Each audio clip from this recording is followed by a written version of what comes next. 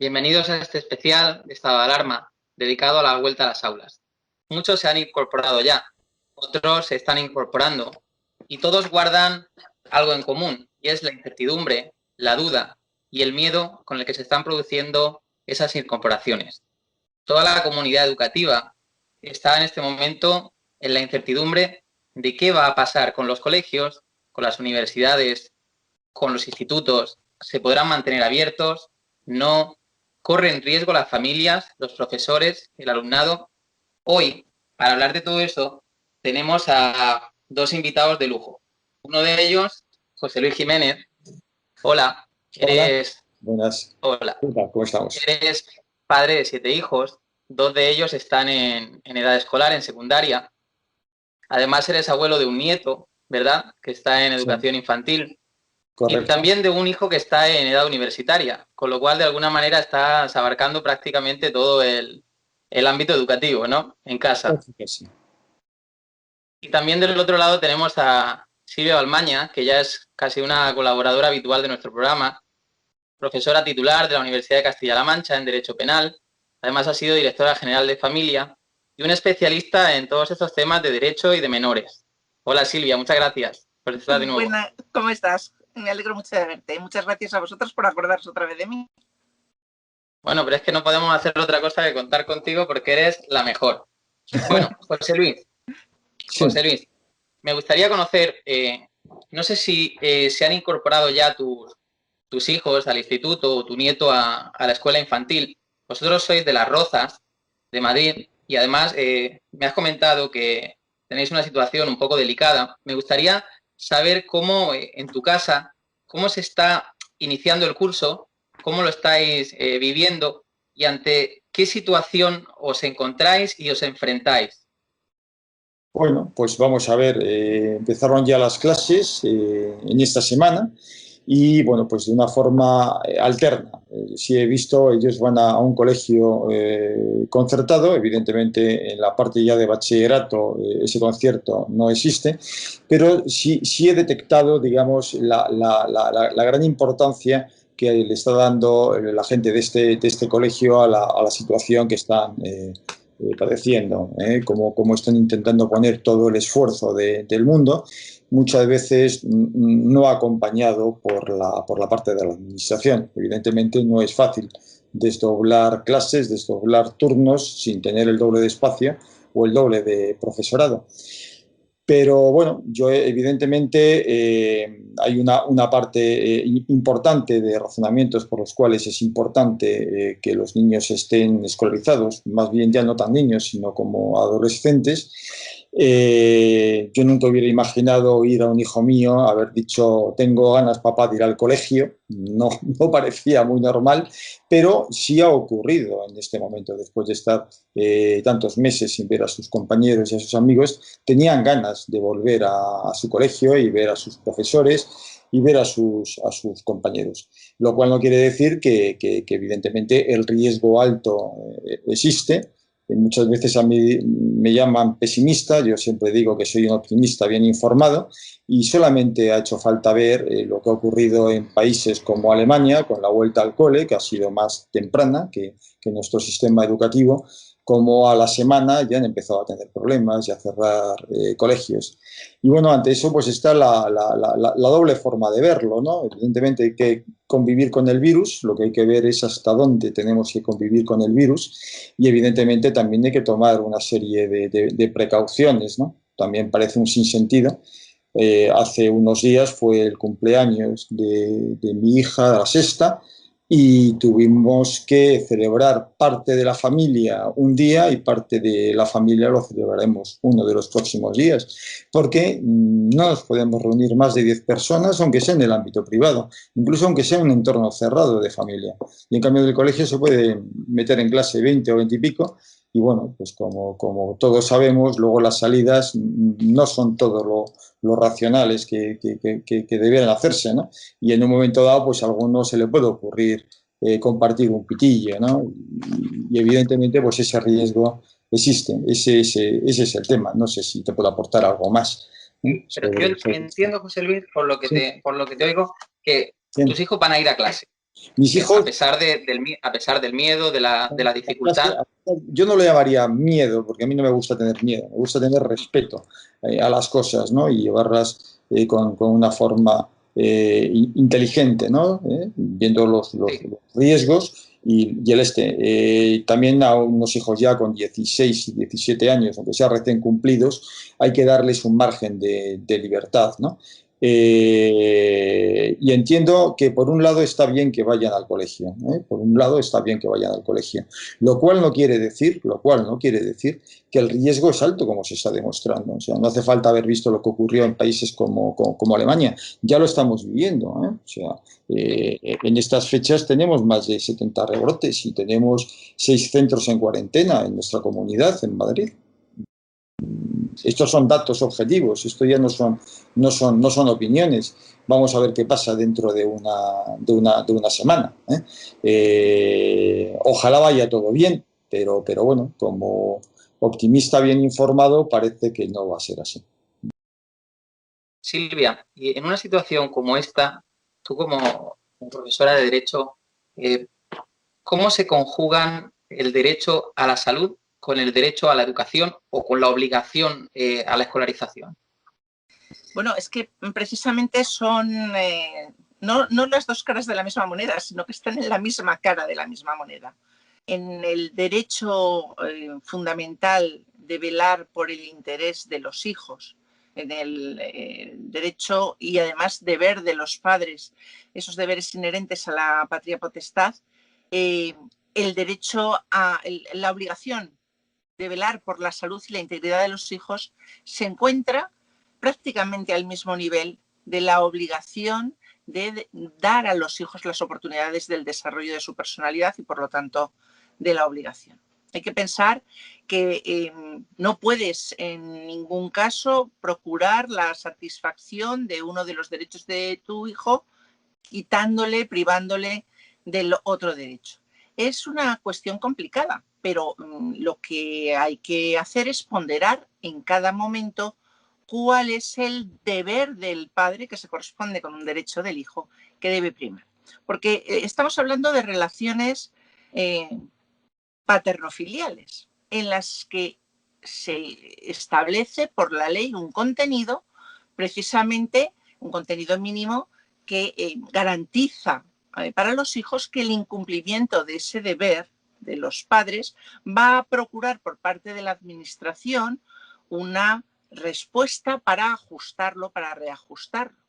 A mí me ha sorprendido que en esta situación tan rara de nueva, no sé si normalidad o anormalidad, con la que nos están fustigando todos los días, parece que lo que se impone es la amenaza en vez de la didáctica. Explicar a los padres cuál es la función, cuáles son las medidas que se están adoptando para garantizar la seguridad en la escuela y a partir de ahí estudiar los casos que pudieran darse de alumnos y de profesores, de familias y de maestros y no amenazar inmediatamente. Me sorprendió, tengo que decirlo, que se se blandiera una instrucción interna del fiscal del Tribunal Supremo, el fiscal especializado en menores del Tribunal Supremo, unificando criterios de las fiscalías de menores, como una amenaza a los padres que no llevaran a sus hijos al colegio, como si les fueran a perseguir aquí, amenazándoles con todos los males del infierno. No, la instrucción de la fiscalía lo que hace es homogeneizar criterios, pero no existe un delito de absentismo escolar. No existe ese delito. Pero, Silvia, ¿se puede obligar a la escolarización de los alumnos si no se puede garantizar de alguna manera la salud de los mismos?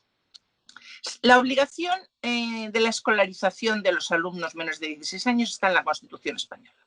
El artículo 27.4 es tajante y dice que hasta esa edad la educación obligatoria es obligatoria y básica.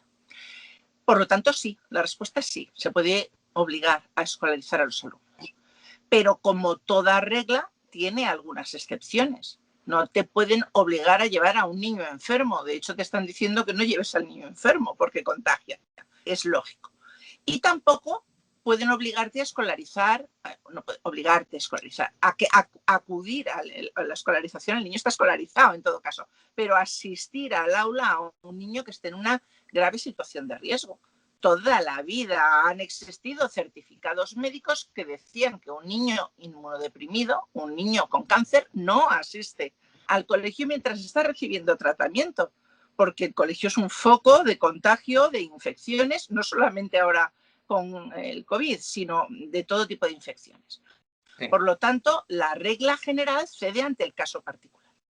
Pero además yo quiero recordar también una cosa. El artículo 3 del Código Civil dice que las leyes han de interpretarse en el sentido de la situación del momento que se esté viviendo. Y el momento que se está viviendo ahora mismo es que estamos en una pandemia. Y hay una respuesta muy desigual de las autoridades ante esta situación de pandemia. Comentabais hace un momento que en la Comunidad de Madrid había unos brotes activos, bueno, y en Castilla-La Mancha, donde vivo yo, también. La diferencia está en que la Comunidad de Madrid está invirtiendo cantidades ingentes de dinero en los centros educativos para intentar garantizar la seguridad de los niños. Ojalá fuera así en Castilla-La Mancha. Pero en Castilla-La Mancha, hasta donde yo sé, a los centros educativos les llega con cuenta-gota las botellas de gel y poco más. Eso no es unas condiciones como para poder coger el bastón y decir tú llevas a tus hijos al colegio sí o sí. Teniendo en cuenta que los niños deben ir al colegio y que el absentismo no está justificado, excepto que no sea absentismo porque sí está justificado. Y José Luis, está en contacto con más padres, entiendo. Y además, bueno, me comentaba antes que habías pasado por una situación complicada. ¿Cuál es un poco la tónica? O sea, ¿conoces a padres o te comentan que no quieren llevar a su hijo al colegio, al instituto, que no los van a llevar o que los van a llevar a pesar del miedo, a pesar de la incertidumbre? ¿Cuál es un poco la atmósfera en la que está viviendo? Sí, quizás la atmósfera es la de, bueno, vamos a llevar a los niños al colegio, no porque nos lo impongan, porque yo estoy seguro que ante un juez, si a mí me tocara un juicio por no haber llevado a mis 2 adolescentes al colegio, yo podría argumentar que he tenido 7 hijos, que no han faltado ningún día a clase, que han estado siempre escolarizados, pero que en este momento me encuentro en una situación. Estoy inmunodeprimido por un tratamiento de quimioterapia, por un cáncer de páncreas y evidentemente soy una persona de alto riesgo y solapando el tema de unas ventajas con unos inconvenientes he decidido no llevar a mis hijos al colegio. Yo estoy seguro que argumentando eso ante un juez dudo que me dijera algo. Evidentemente yo soy lego en Derecho, o sea que seguramente Silvia puede aportar mucho más que yo, pero entiendo que evidentemente hay algunos casos en los cuales se podría justificar perfectamente. Pero como me preguntabas, en mi entorno, pues mis amigos, mis compañeros están llevando a los hijos al colegio y evidentemente con una preocupación muy alta, o sea, una preocupación muy alta porque todos sabemos cómo funciona el tema del coronavirus, todos sabemos cómo recibimos una información, si no parcial, sí incluso hasta errónea de parte de las administraciones y evidentemente eso provoca una situación en la cual pues no las tenemos todas con nosotros. O sea, entendemos que llevar a los hijos al colegio es de un riesgo bastante alto.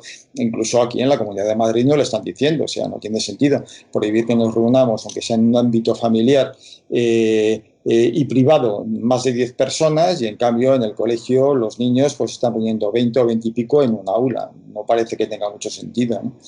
Y bueno, ojalá haya suerte y no tengamos, digamos, esta segunda oleada que parece que ha empezado, que sea como la primera, porque sería nefasto, tanto a nivel sanitario como a nivel económico, que es otra faceta que es muy importante. La economía hay que moverla, se tiene que reactivar.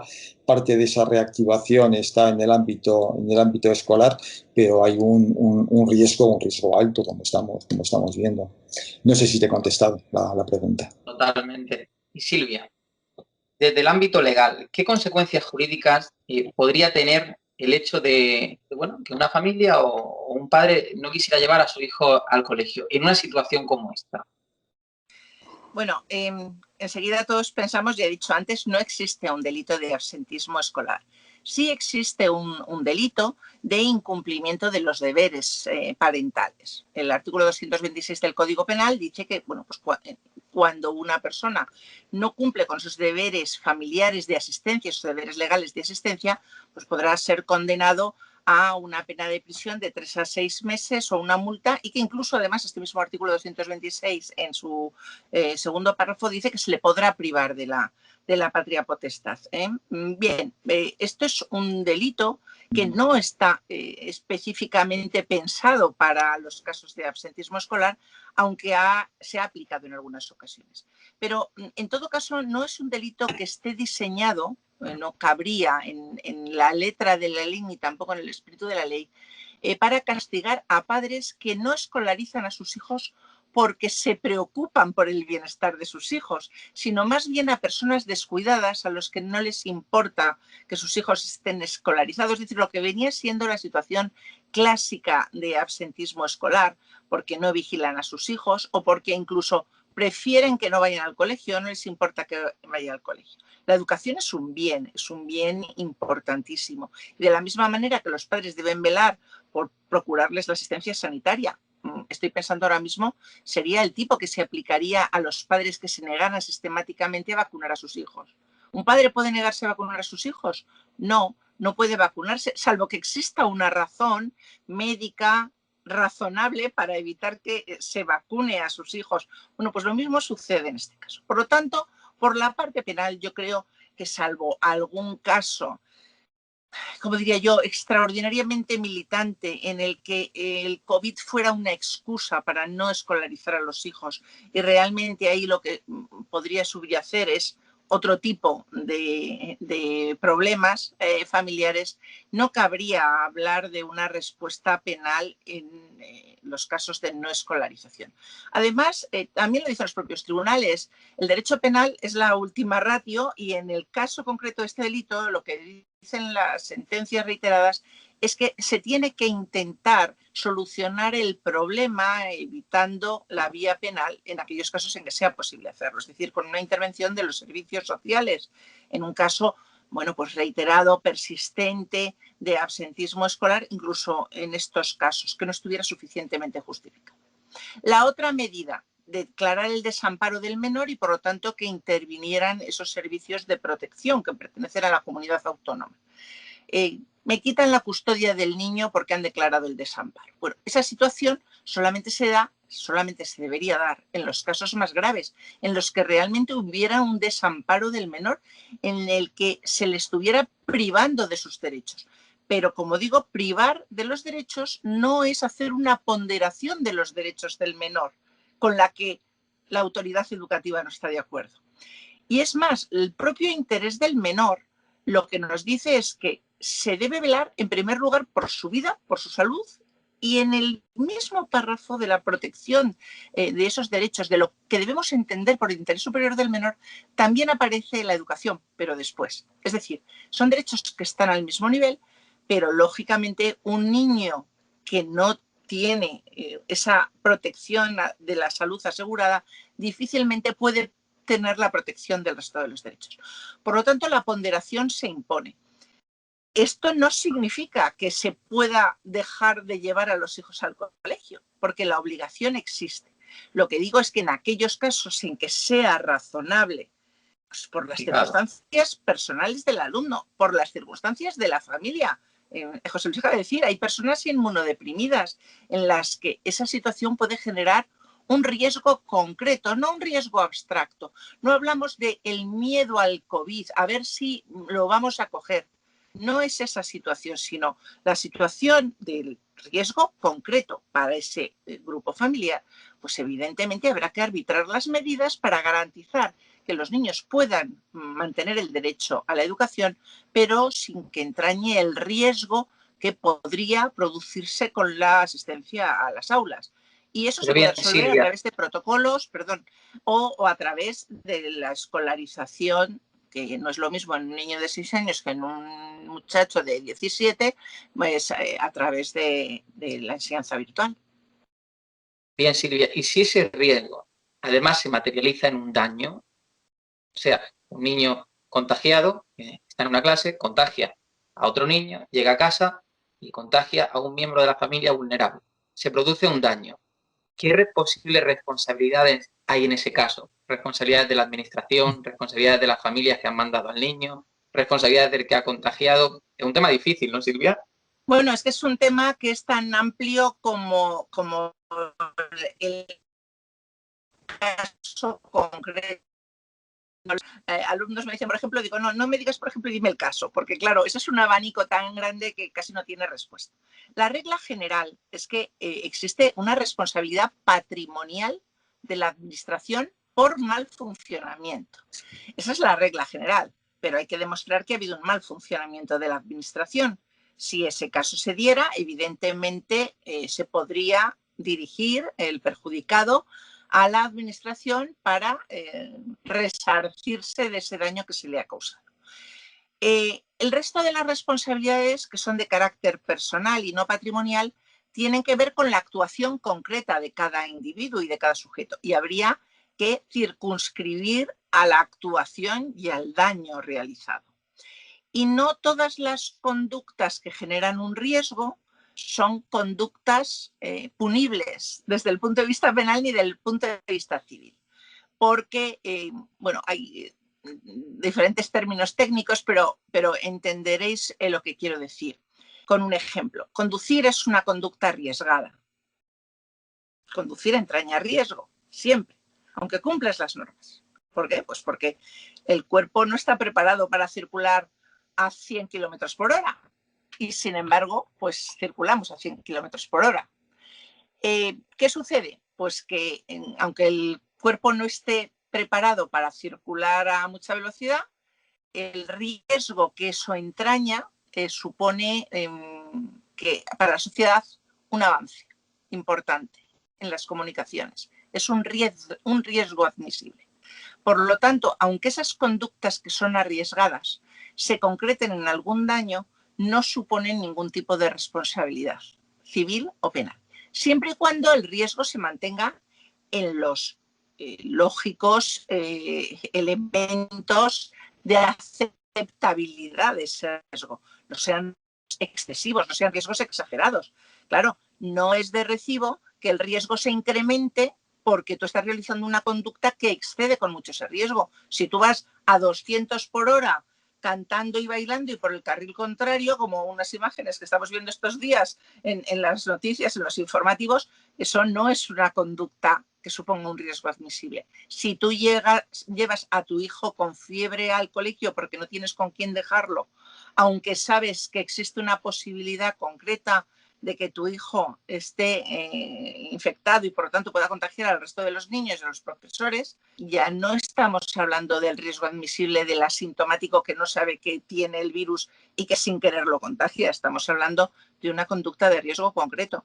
Pero del padre que lleva a su hijo al colegio con el virus, o del joven que se va de botellón a compartir la cachimba, a saltarse las normas que están determinando que no pueden compartirse espacios públicos y hay que guardar la distancia de seguridad, y que al día siguiente coge y se va a ver a sus abuelos.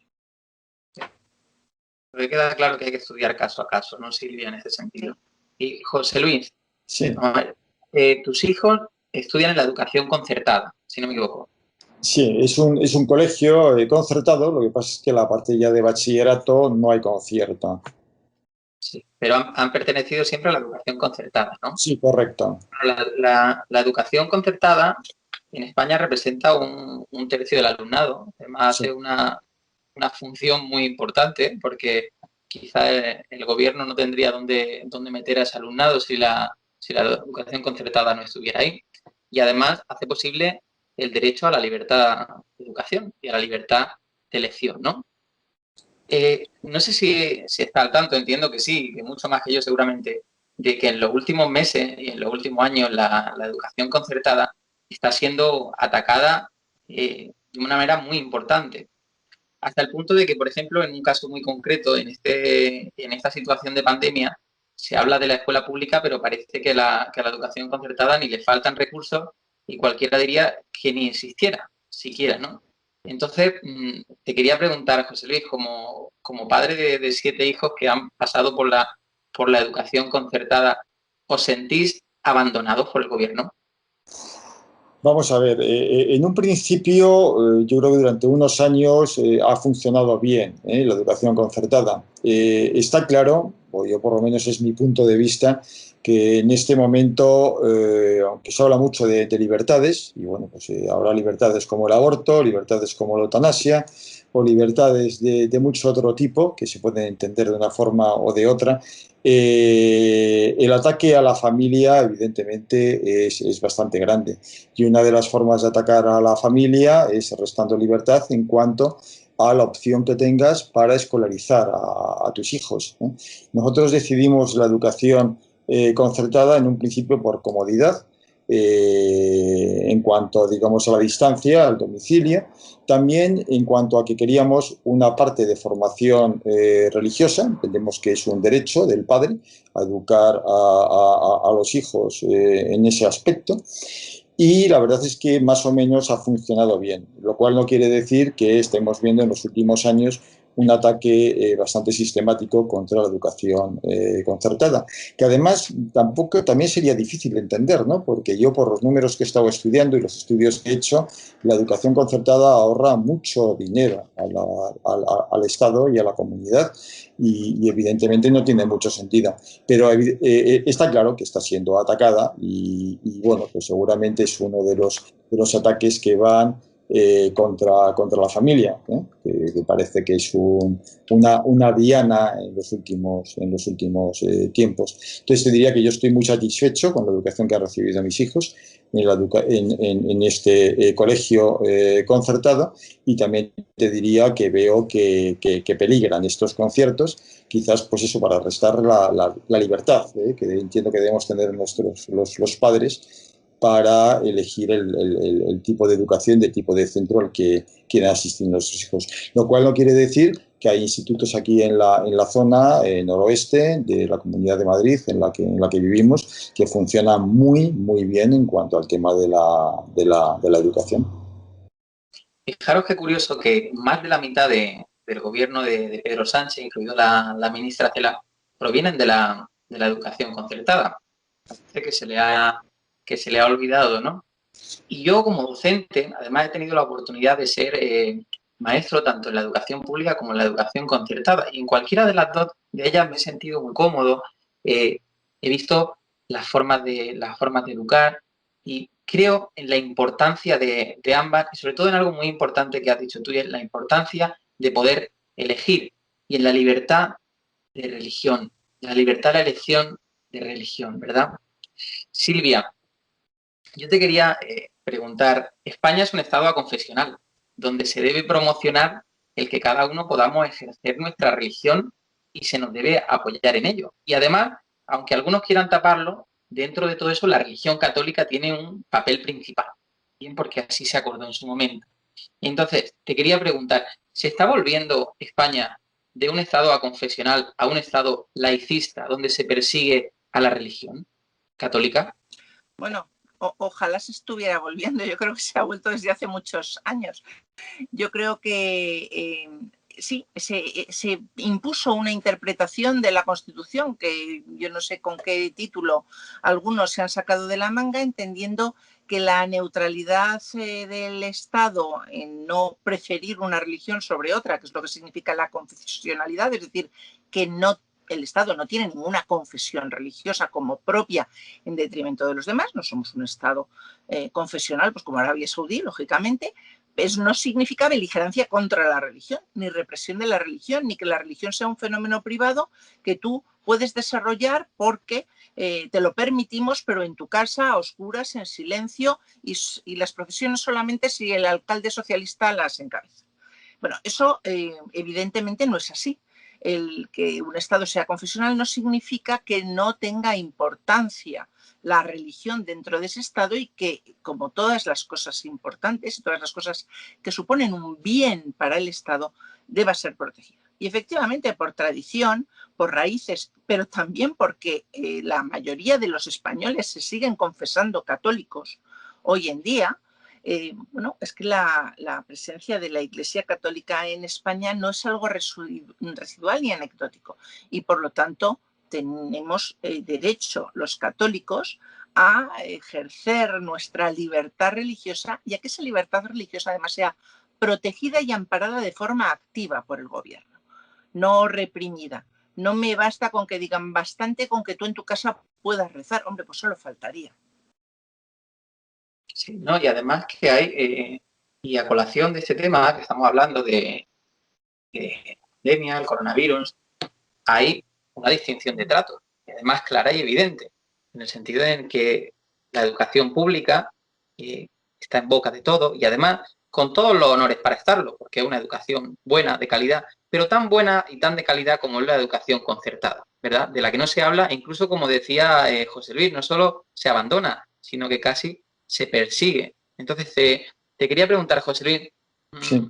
¿vosotros estáis notando diferencia de trato por pertenecer a la educación concertada en referencia a los que pertenecen a la educación pública a la hora de afrontar la vuelta a la aula, o sea, en falta de recursos, en desprecio? ¿Cuál es vuestra sensación?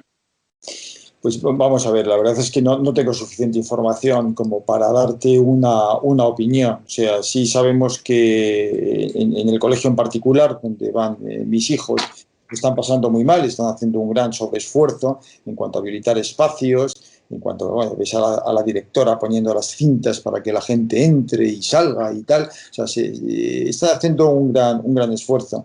Y de hecho me consta que están pidiendo ayudas para conseguir más profesorado, que evidentemente pues necesitan más. Pero no te sabría decir en cuanto a separarlo con la pública porque no tengo información a ese nivel.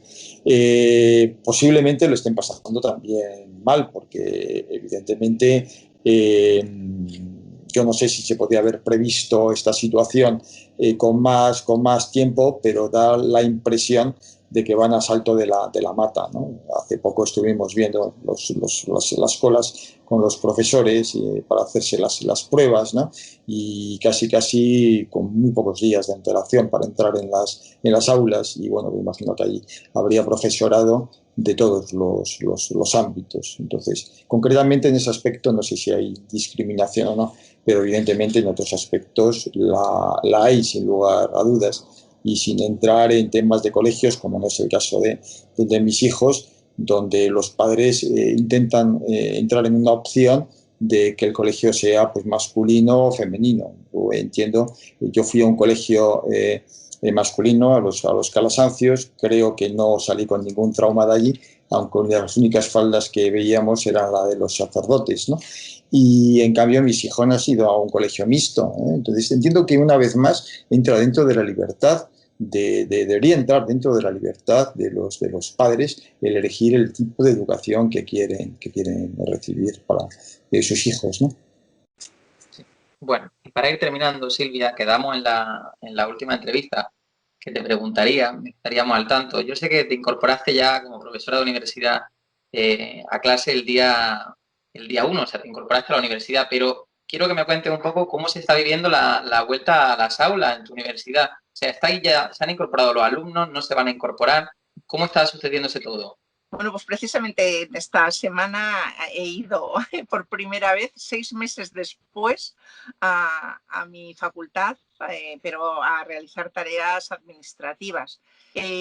No, los alumnos no se han incorporado a las clases. En principio, está previsto que las comencemos en mi facultad el día 28 de septiembre. Yo el día 29, como te dije, es el primer día que tengo clase, el martes día 29, por lo tanto, en ese momento empezaremos. Ayer yo sentí antes de ayer, cuando estuve en la facultad, una pena inmensa, porque en las aulas vacías, los pasillos vacíos, todo en silencio, no sé, daba una sensación desoladora. Pero por otra parte muy esperanzada, porque tengo que decir, y además es justo reconocerlo, que yo creo que en los centros, en las escuelas y en las universidades, los profesores, los directores, los decanos, los rectores, en líneas generales están haciendo sus tareas y las están haciendo adecuadamente.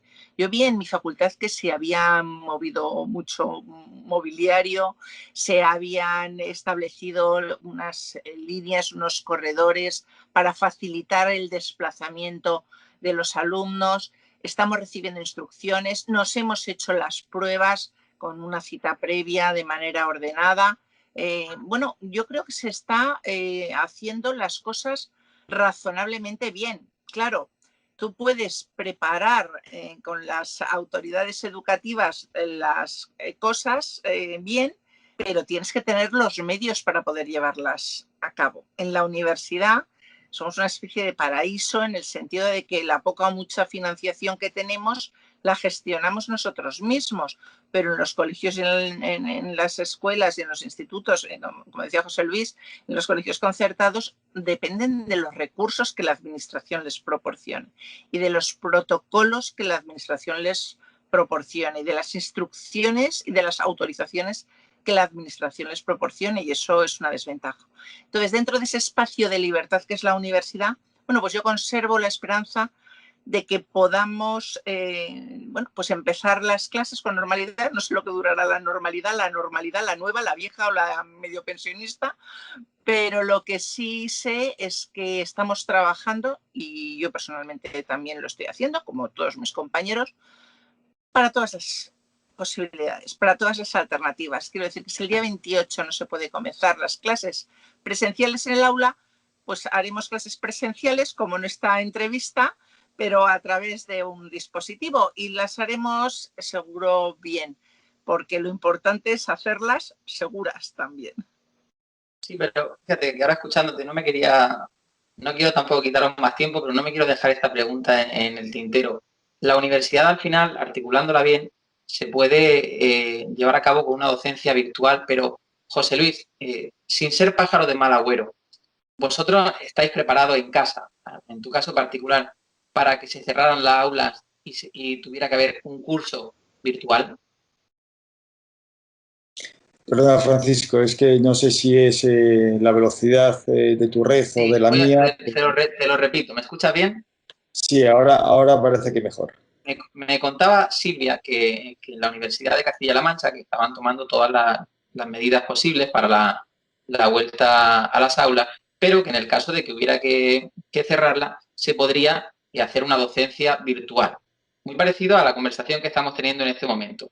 Sin embargo, la docencia en la educación primaria o secundaria, y especialmente en los cursos más bajos, es bastante difícil, sobre todo en situaciones donde padres trabajan o donde los alumnos requieren atención especial en ciertas familias. Entonces, te preguntaba en tu caso particular, y sin ser pájaro de mal agüero, si estabais preparados en casa para el caso de que hubiese que cerrar los colegios. Sí, bueno, de hecho, bueno, me considero una familia con una situación privilegiada a ese nivel, ya que contamos, bueno, pues con bastante espacio y con buenos recursos tecnológicos a ese nivel, que de vez en cuando baje la velocidad de la red, como parece que está pasando ahora.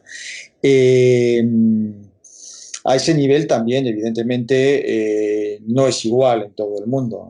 Ahí la administración tiene que hacer un sobreesfuerzo para dotar tanto de medios tecnológicos como de capacidad de red de comunicaciones, como para que no hubiera, digamos, distinciones dependiendo del nivel adquisitivo de las familias en cuanto a la educación de los hijos. Por otro lado, también veo cómo es igual que ya a partir de una edad no digamos que se pueda suplir al 100% el tema de la educación presencial, pero sí se puede sustituir por un ámbito telemático, y seguramente estaríamos más cómodos ahora reunidos los tres ante una mesa, incluso con un café o con una cerveza.